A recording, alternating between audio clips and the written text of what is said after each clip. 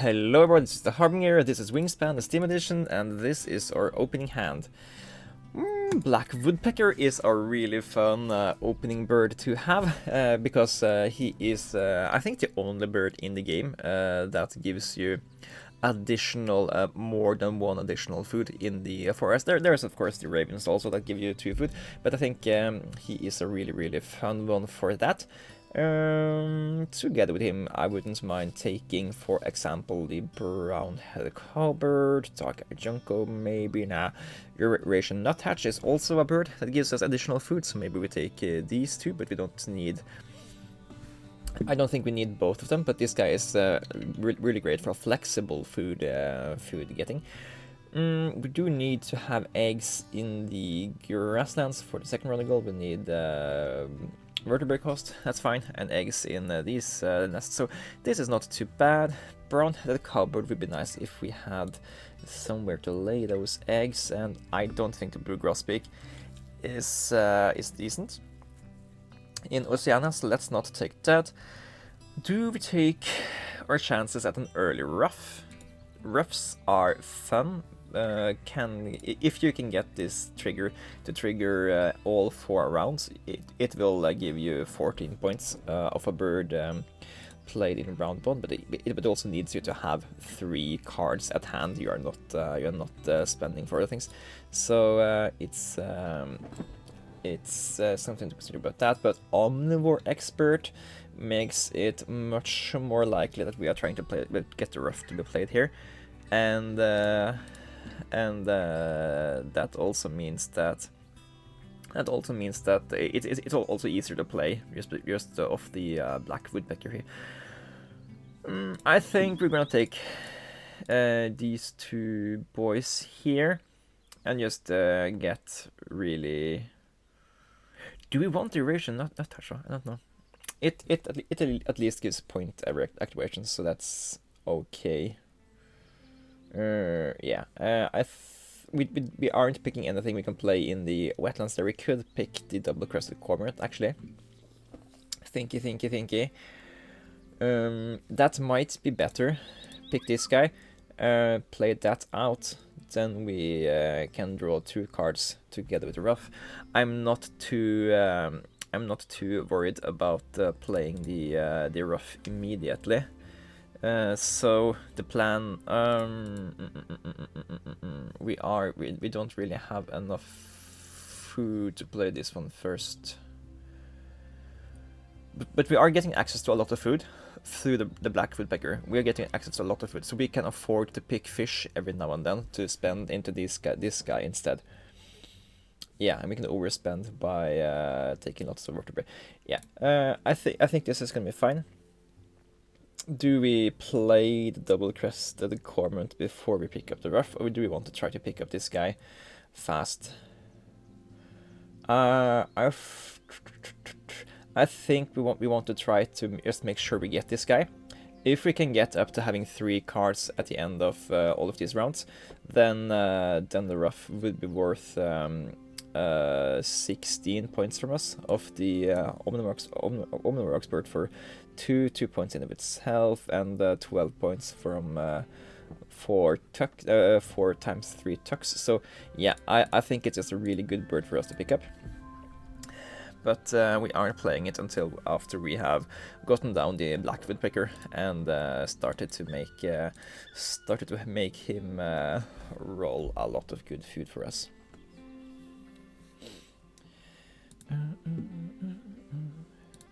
First thing we're doing here is take these and then take that free vertebrae over there. We can even consider playing the Ruff in the grasslands here. It's not the best bird, but they will make it so that we don't have to worry about getting eggs first. But I think we're playing this out now. Take a fish for him. Also get some more food so we can play the Ruff next turn, and yeah, and we get 2 more vertebrae here. Great.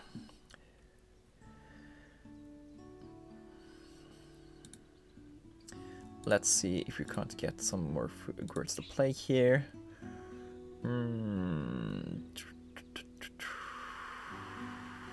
I don't care for any of these guys.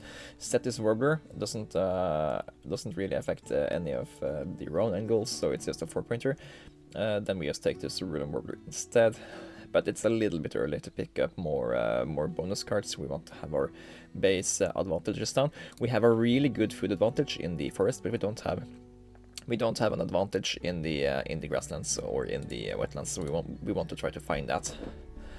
Brolga can be some kind of advantage creature here.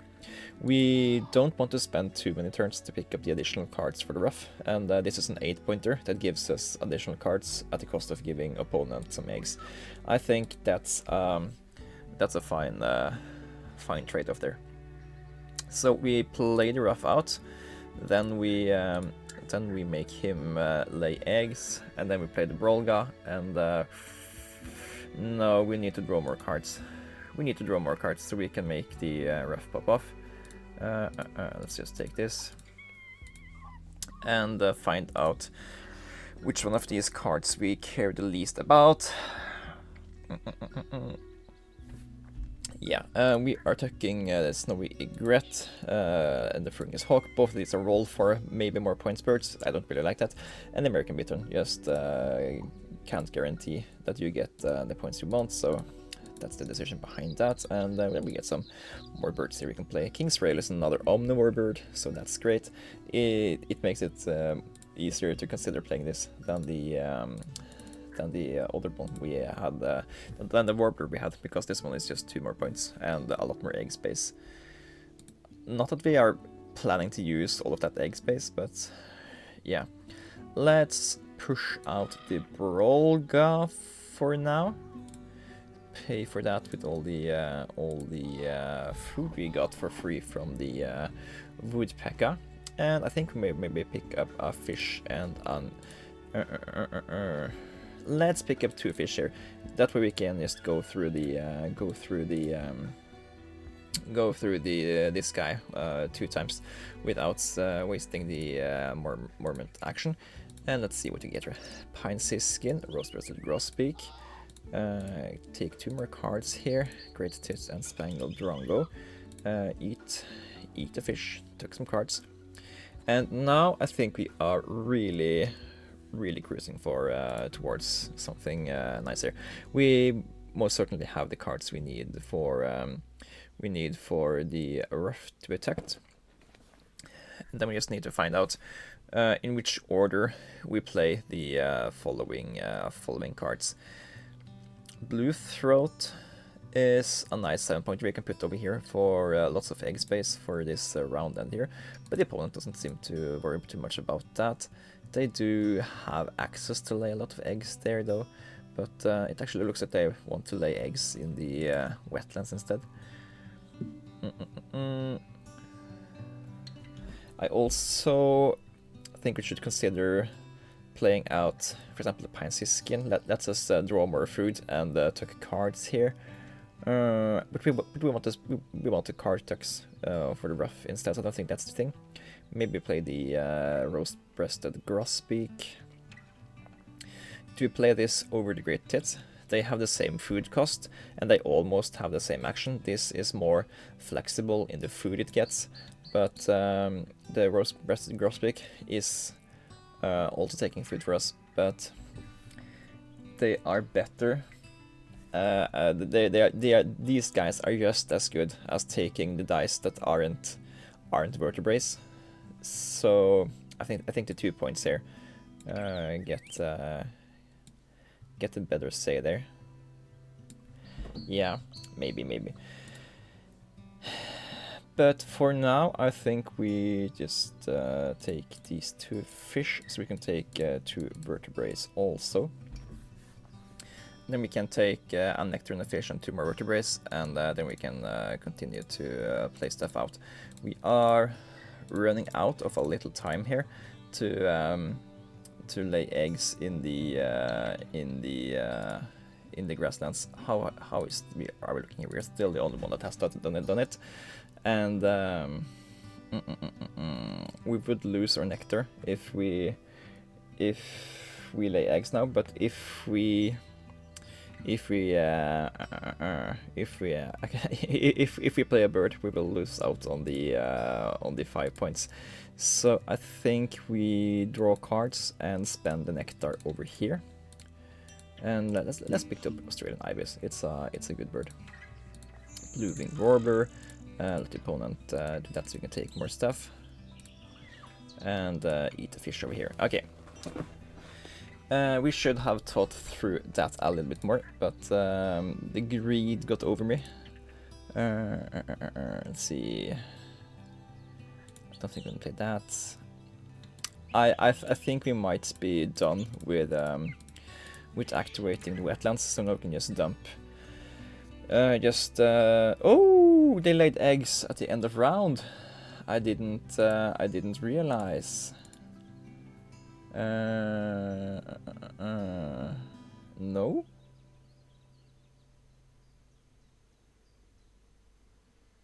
What?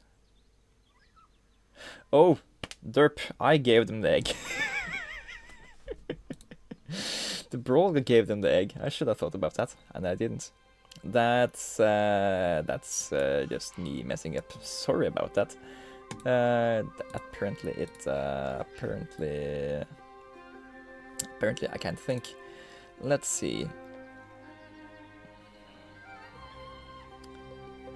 We need more eggs. We have plenty of cards. Let's toss cards. I don't think I'm gonna play the Duration Ray. It's a 6-pointer, but I don't think we care about the ability they have. Let's put eggs into the correct bird nests, even though we are gonna spend them all before it counts. Let's look through the discard pile. Do we care about the red kite? I don't think that we do. So tuck it. It's an omnivore bird, but you have to spend it. You have to spend another bird to play it, else you're just playing it as a white bird, and I don't really care for that effect. Push it into here. Birds can live in multiple habitats. We need 2 more, and we certainly can play that. So let's just take this. For 4 more, we can get 7 points out of that. We can do the golden eagle. We could do the blue-winged warbler. We can do the blue throat. So yeah, we have plenty of options there, and we get to cycle 3 more cards at the round end. But we need more stuff. Let's take some nectars here. And take that free vertebrae. We should probably play out another bird here so that we can cycle more cards into more foods. Warbler here is nice for competing for the round end. I don't think the opponent is gonna beat us to that. Do we take the nectar here? We can play the red cock-headed woodpecker.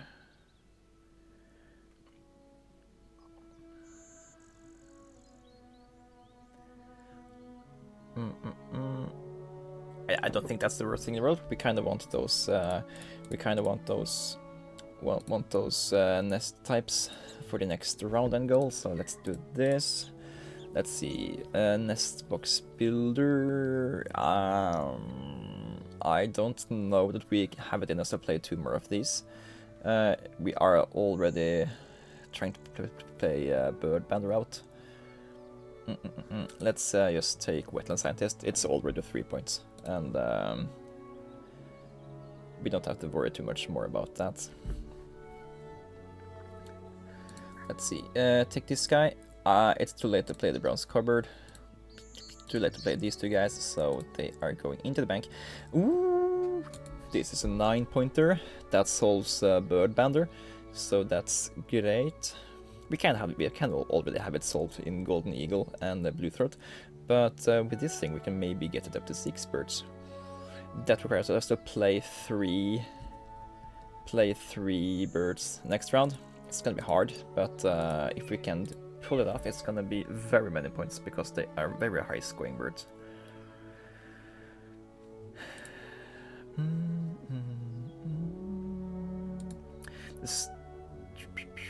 Yeah, we are not gonna make that happen because we're gonna need too many eggs to pull off playing 3 of these birds, and we can get we can get only.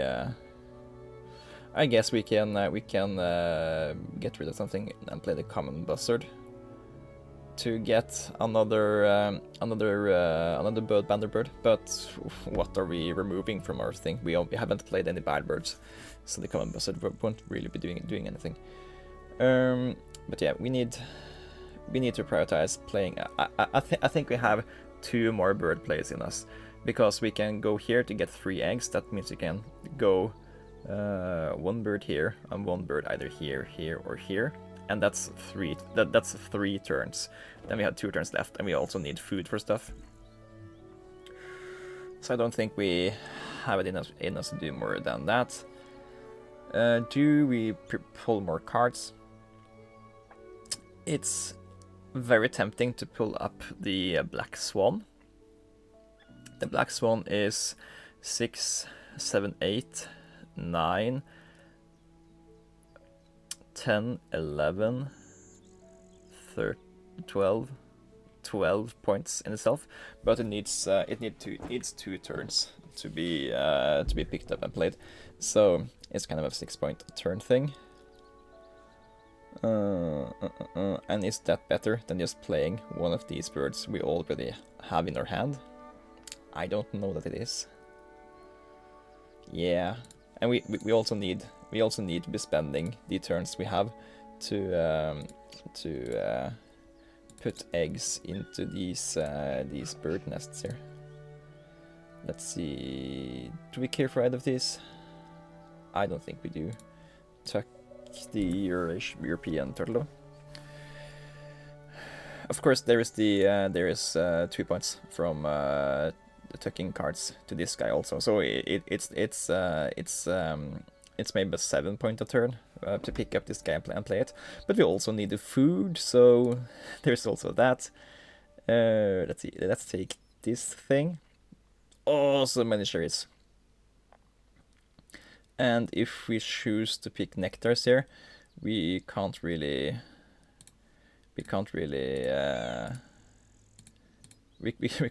guarantee we are getting any vertebrates here. So I think we could do this, and we get 1 more food from here. Yeah, is that the best thing in the world? Not really. We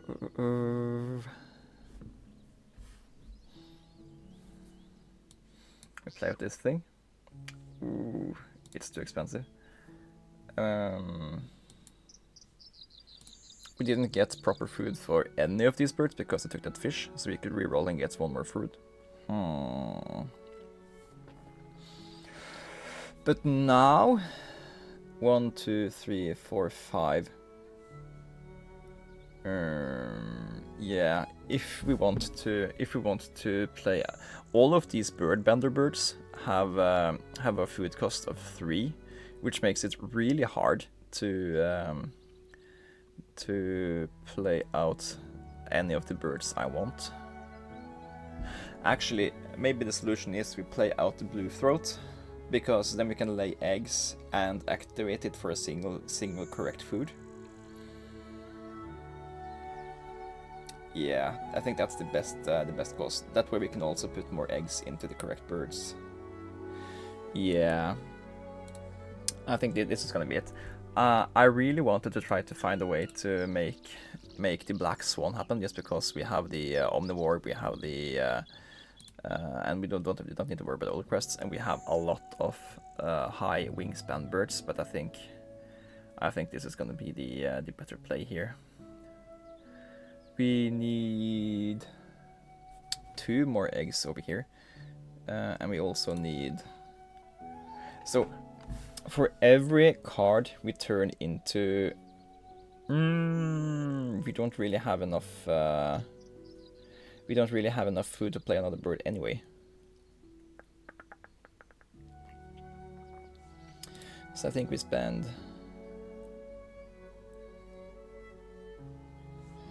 Hang on. No points here. 2 points here, but we can't get them because we don't have fish. And I think we messed up. We messed up somewhere. I think we're supposed to be able to do stuff. But yeah, let's just discard one card here, the little bastard. And we are discarding a food here, this thing. Lay out the eggs in the correct nests there. Take a food, for example, a grain.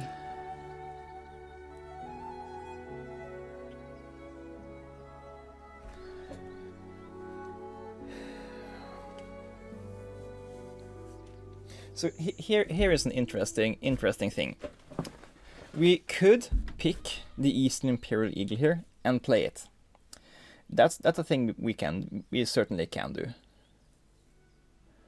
I'm gonna keep it here because keeping it and tucking it kind of has the same effect as we only have 3 cards in hand, and we can spend these 3 cards in hand as points over here.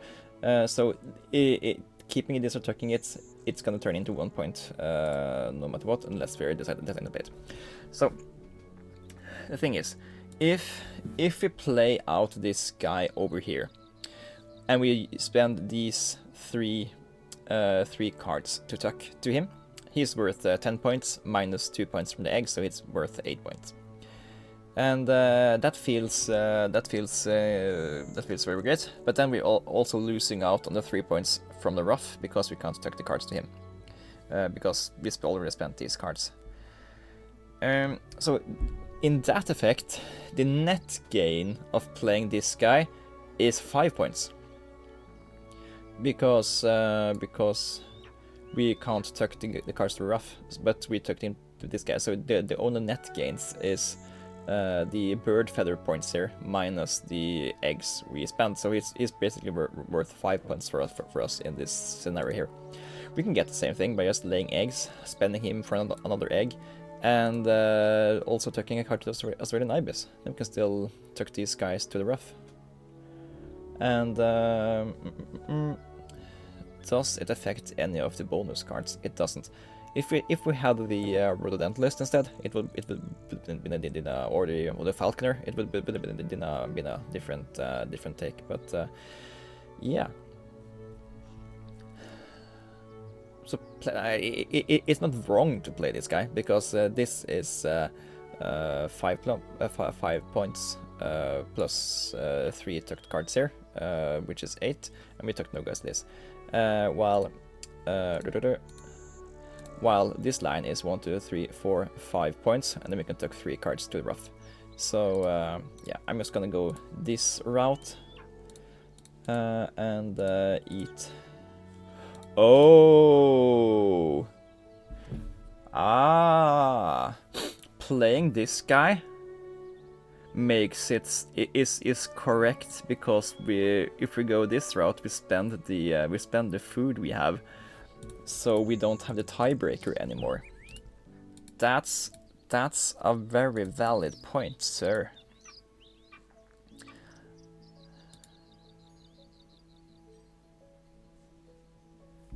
Not that the tiebreak is relevant that often, but it is.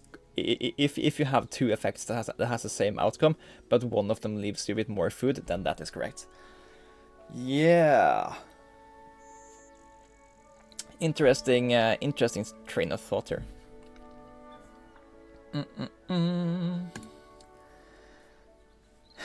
It makes it so that the Ruff was not entirely as good as it looked at the first stages of the first rounder. But yeah, it's still an 13 pointer, so I don't mind picking it up.